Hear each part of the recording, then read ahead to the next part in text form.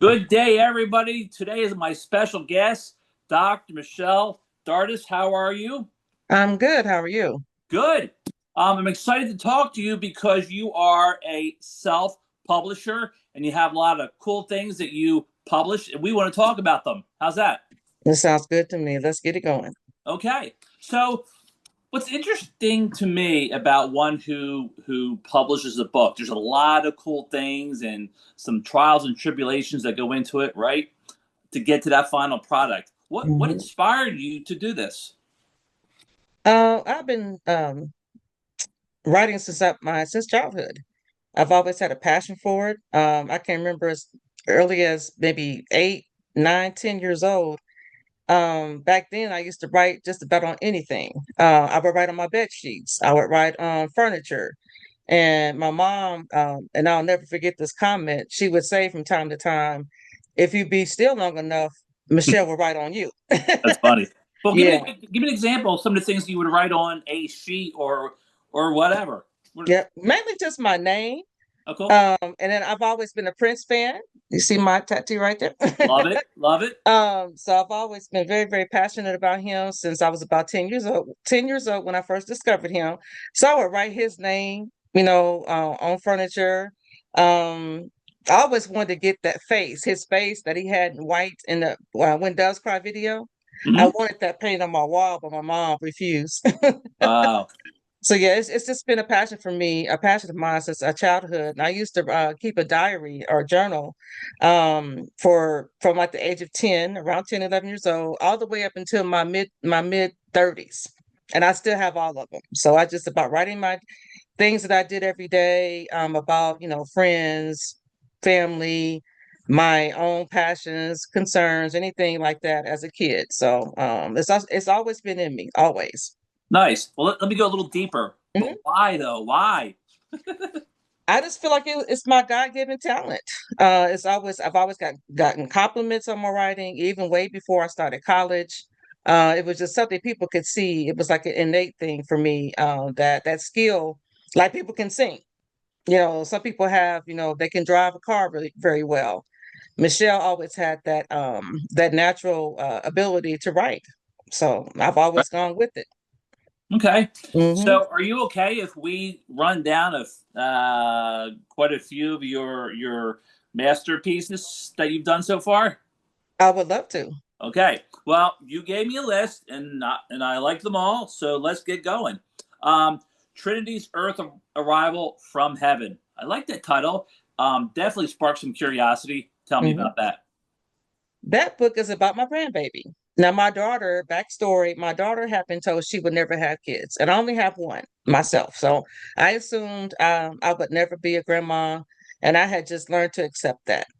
But she had a few miscarriages in her 20s, and then she ended up getting pregnant with Trinity at 30.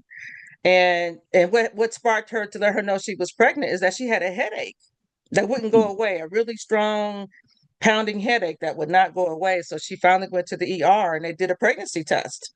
And the nurse told her, "Well, you're pregnant." And she was Oh like, my "Huh?" goodness. And at that time, I was living in Michigan. My hometown is Indianapolis, Indiana, but I was living in Michigan at the time. And so she calls me and she's like, "Mom, guess what's going on with me?" And I'm like, "What?" And she said she was pregnant. I'm like, "Huh?" So of course she was considered high risk because of the previous issues she had trying to get pregnant or be pregnant, whatever. And luckily Trinity was born without any problems. She was a normal weight and all that good stuff. So that book is a tribute to her, just being a gift from heaven to all of us. So my daughter was the first grandbaby.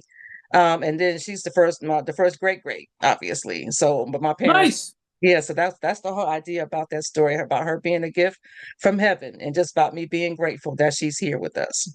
Okay, wet or whistle a little bit about that particular one. What are some of the things that you like that you put in that book? Um, that's a good question. Um, I put my grandmothers. Oh, I'll neat. say no, they're in heaven. My grandmother Adeline, which was my mom's mom, and then Annie was my dad's mom. So I have they don't look like 100% like them. but somewhat, a little bit of a likeness like them. So they're in the book, just surrounding her, getting her ready to come to the to Mother Earth, to be here with us. And also, I include Miles Davis on a horn, and Mm. also I include, of course, Prince, so in there as well. They're just playing some music in the background, as she's getting ready, and everyone's coming around her. Angels and everything are uplifting her to get her ready to come to Earth. Okay, I love it. I love it. Okay, so the next one, I love the title. I wish I was white. Mhm. Okay, Yep. social identity and self-esteem. Yes, Tell us and that about it. that is about Trinity as well. Trinity, my grandbaby, is the one that inspired me to even write children's stories. That was something that was not on my mind. I was, thought I would always be an adult novel writer, author. So it wasn't until she made her presence known in this world that it inspired me to become a children's book writer. And so this particular book, when she was 6 years old, she and I were walking out of Kroger one day, and all of a sudden she just said out the blue, "I wish I was white." Mm. And it just shocked me. And I'm like, huh? Yeah. And so, of course, it shocked me, it upset me. I had all those different emotions going on. When we got back home to her mom, I told her about it. I got on social media and I wrote about it. I'm just like, wait a minute, what is going on with this? Because that's something I never wanted to be, even at her age at 6, something I never even thought about when I was Mm. 6 years old. So for my grandbaby, my only grandchild, to say that, it was haunting is the best word that I would say. And then I just did a little quick research about to see if other children had said something like that to their parents, Black children, particularly girls. And yes, I found that she's not the only one. Mm. So that inspired me to write that book. It's an affirmation book, just reminding children, not just Black children, but any child who feels like something's wrong with them, be it they might wear glasses, they might have a limp when they walk, or whatever the case is that they think is wrong with them. Mm-hmm. It's an affirmation book to remind them that they were made in God's image, and everyone looks like they're supposed to look because that's the way God made them. And not only that, this book also it features my more family members. So like my grandfather, um, well, both my grandfathers, my grandmothers again. At this time, the likeness is they look just like my family members. I had the illustrator to draw them, their likeness correctly this time. I found somebody else to do the illustrations, and so it basically just talks about their achievements when they were here on Earth and what they did, in their lives, to remind her that anything is possible. And other children who said, obviously as well. I feature Prince quotes in it. Oh, cool. Cool. Of course, yeah, I had to. Yeah. One of his famous quotes is something along the lines of, "You are a blessed people," you know. And I can't remember the other part, but that's part of it. I remember that off the top of my head. Mm-hmm. And then more importantly, I would say, along with just affirming her existence in this world that we live in, and other children, I knew that my maternal grandfather had a gas station. Back in the day, like in the 50s, 40s, 50s. But that's all I knew. My mother and my grandma never really talked about him because the way, and I feel it was because the way he was killed. He was actually run off the road, and it happened to be by a white man. Oh. Yeah. And I did know that much, but that's all I know. So, but let me see what I can find out. If I can find out more, like say, find out where it was located, and what the name of it was, and stuff like that. And so, sure enough, I did my research. I learned it was known as standard. It was a standard gas station, and it was also known as Hawkins filling station. They called it filling station back then, because that's what my grandpa's last name was. Mm. And it was located at 614 Indiana Avenue. And if you don't know anything about Indianapolis, back in those days, Indiana Avenue was the cultural hub for Black people. Oh. So it was lined up with all kind of different Black businesses, barber, grocery store, pharmacy, clubs. Everything was along that street, close to downtown Indianapolis. And it's the Madam C.J. Walker building. I don't know if you know who she is, correct? I Madam do C.J. not. Walker. Madam C.J. Walker, the first Black female millionaire. I do now. Wow. Okay.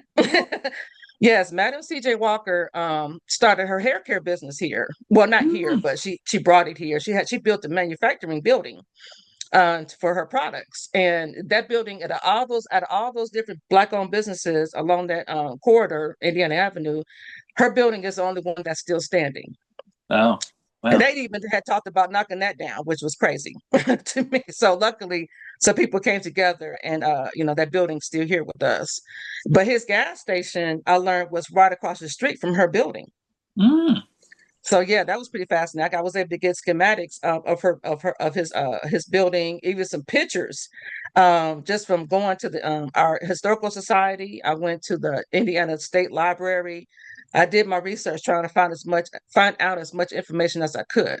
I was hoping to find one maybe with him, right standing in front of his business, but I wasn't able to find no, that picture. And again, going back to my mother and my grandmother, I believe they just never talked about it because of the way he was killed.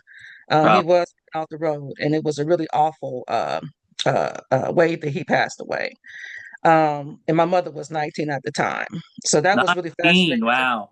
Yeah, but not only that, a lot of the articles I ended up finding about my grandfather, his name was Herbert Hawkins. Um, were featured in the Indianapolis Recorder, which is a Black-owned newspaper, and they are still in existence to this day. And they actually are celebrating their the 130th year this year. I Wow. reached out to her, the editor in chief, and I let her know about this story. How my granddaughter's his great granddaughter's story has brought his story full circle because it was different articles about him, basically being a community leader. Hmm. And what really let me know he was a very well-known person here in the city, because his death was on the front page. It was the front page news. And I Wow. knew then, I said, they don't put just anybody, be the leading story. And that's when I said, oh no, I got to definitely reach out to her.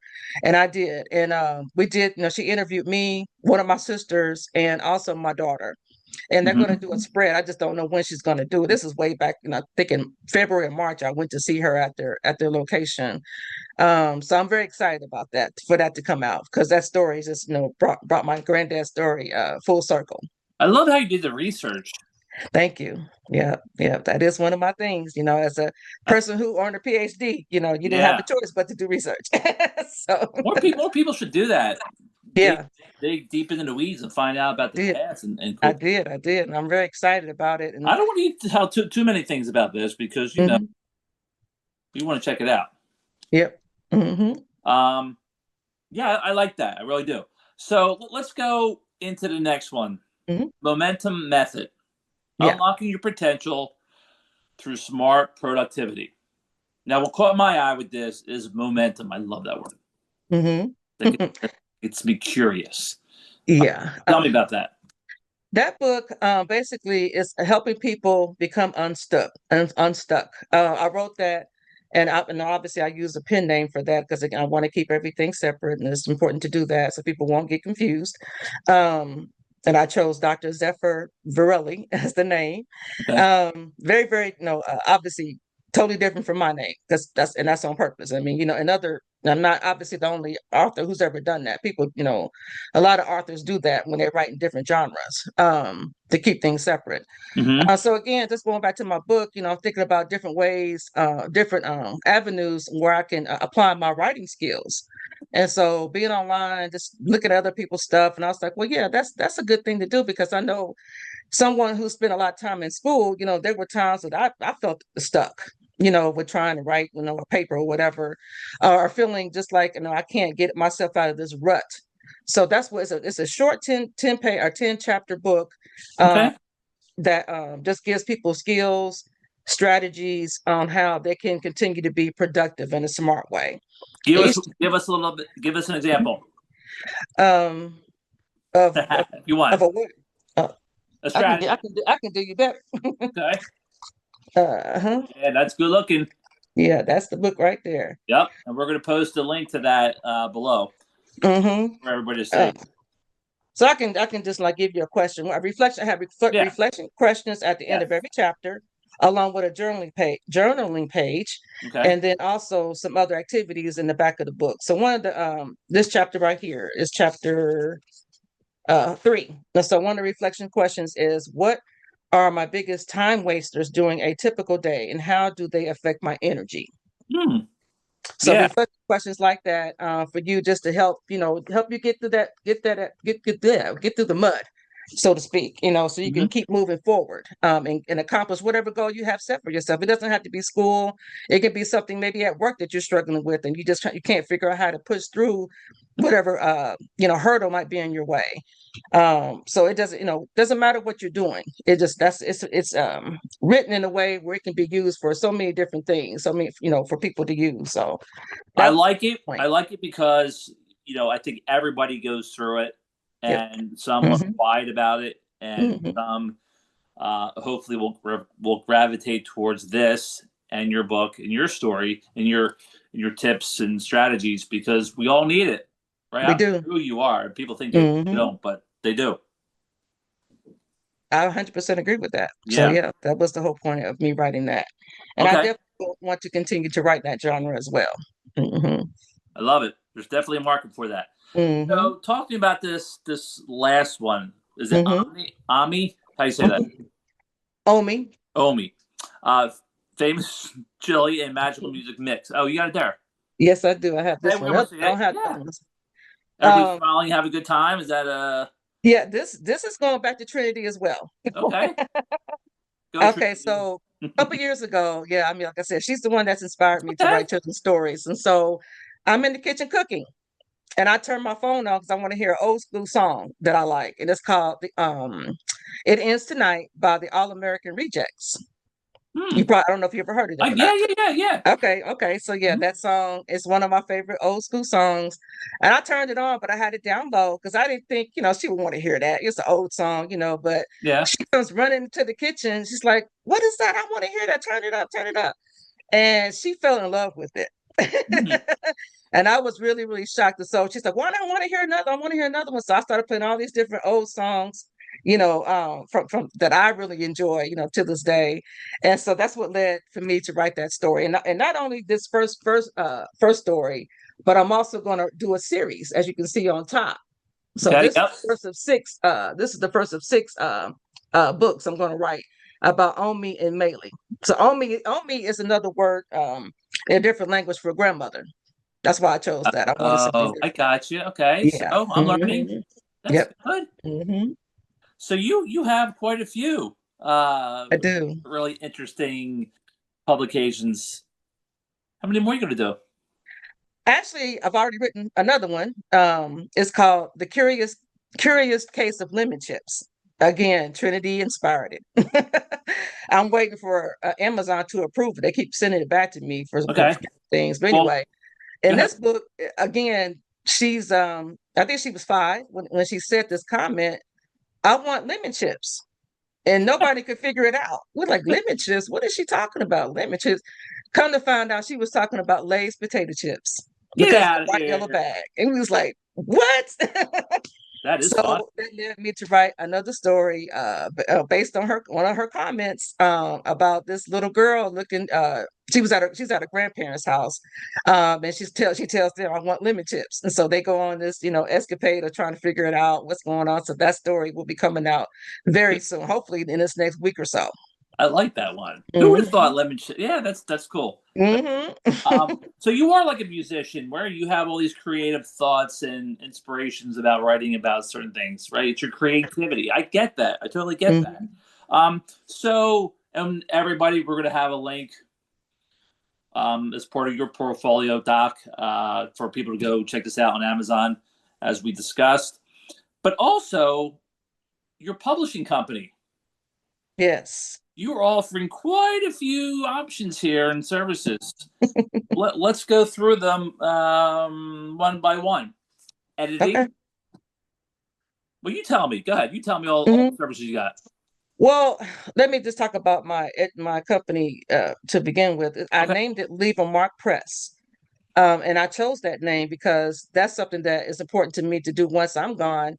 My books will still be here.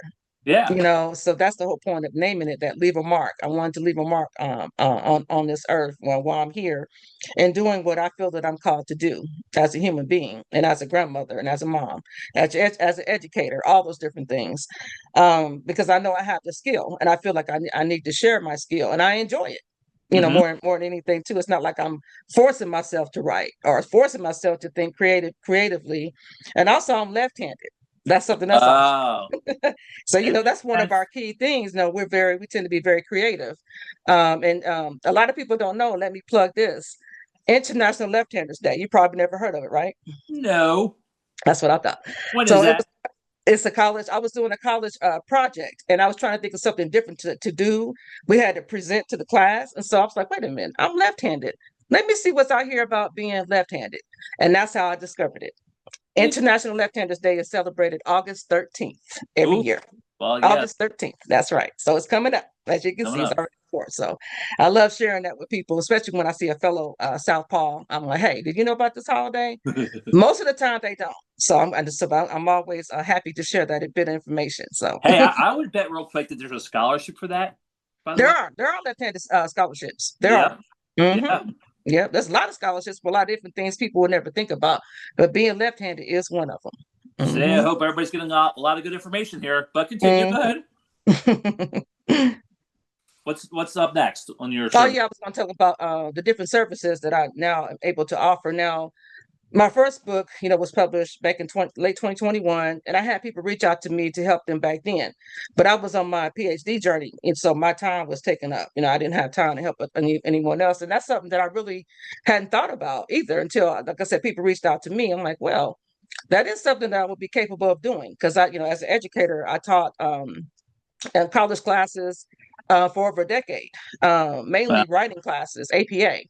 And so I knew I had that capability to do that. And especially in learning on my own as a self-publisher, figuring out everything, how that process goes, because it is a process. mhm. So I'm like, well, yeah, that's another way, to create or to further my publishing company in a way that I wasn't even thinking I would at first.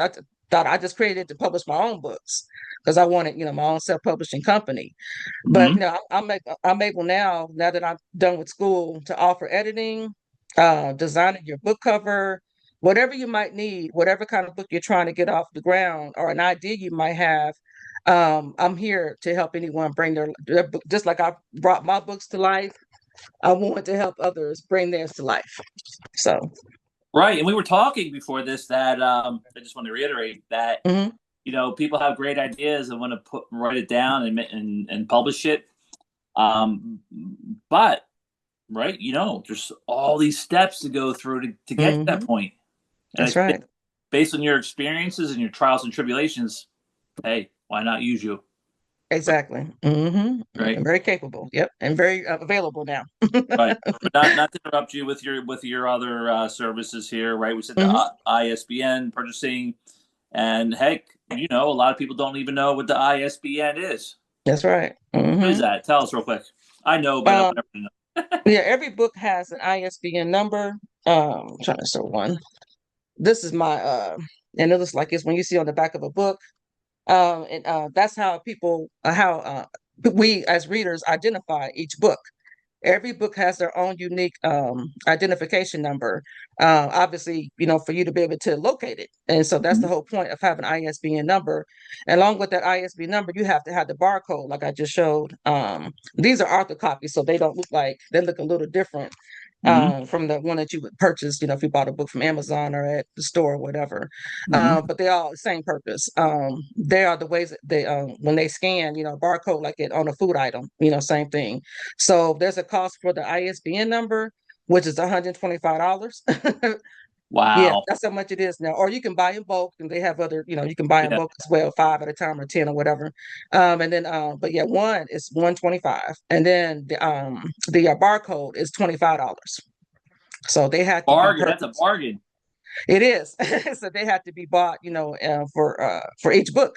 Okay. So you add that up, and then of course, when it comes to designing the book cover, picking a title, all those different things, it takes time. You in the formatting, what size book you want to have, They True. have, there's a variety of different size books that, you've seen at the store or whatever. Hardback, right? Hardback, Hardback, and now, softcover. of course, it different types, the Kindle, Yeah. ebooks. So yeah, you can do different languages or audio books now too.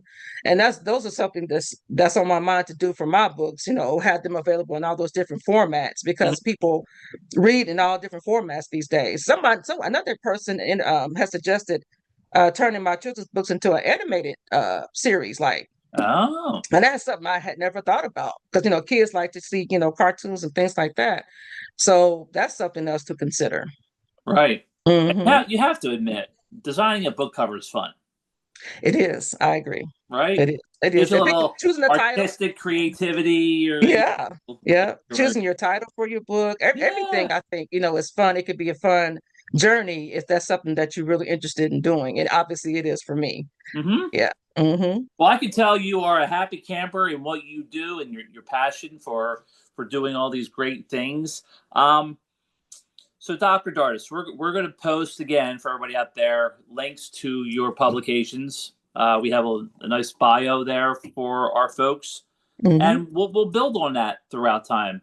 As you add new things, we'll put that in there and keep everybody in the loop, and we will continue to share our interview here. And did we cover everything? I believe so. Yeah. Okay. Hmm. What's one last thing that you would want somebody to know about you on a personal level, if you want to share? Hmm. Personal level. Because we are going to read your stuff, so Yeah. you I don't think would say personal. that I'm a very open person. I enjoy meeting other people. Obviously, I love having goals for myself, and I'm in the helping field. I work as a therapist and as a behavior consultant currently. So Okay. and I have over 35 years in the field of mental health, social services, social work, developmental disabilities. And that's why my PhD I chose to get it in human and social services because I've been working in the field all this time. So I just love helping people and I always have. And, obviously there's different ways of helping people, be it as an educator, teaching, college courses or helping someone, get their book off the ground and out to the masses. Mm-hmm. Um, Creating trailers now. I've taught myself how to do. Oh, cool. I didn't know how to do that before, so I like that. it's a trial and error. So I'm like, because it's expensive to pay someone to do that. They want a lot Mm-hmm. of money for that. So I'm Mm-hmm. like, let me figure this out myself. And there's so many tools out there too. And I say, if you are thinking about anyone who wants to publish a book or a memoir, whatever it is, do your homework so you'll know about the process and don't make assumptions. And hopefully that you can not fall into some of the traps that I have found myself in. So that's what I would say. Yeah, I would love for you to share your traps and what you've learned um, once you're contacted, so you can discuss one on one. Obviously, Hmm. because everybody's different, right? Everybody Yes. is different, which is cool. Yeah, that's the whole Never a point. Yeah, dull moment. that's Um, right. okay, so Dr. Dardis, you are an author. You have a lot of good things. We're going to list all those rather than repeat them in your portfolio, your bio, and again, everybody, we will add to that. And heck, let's do this. Let's do this again soon as you Mhm.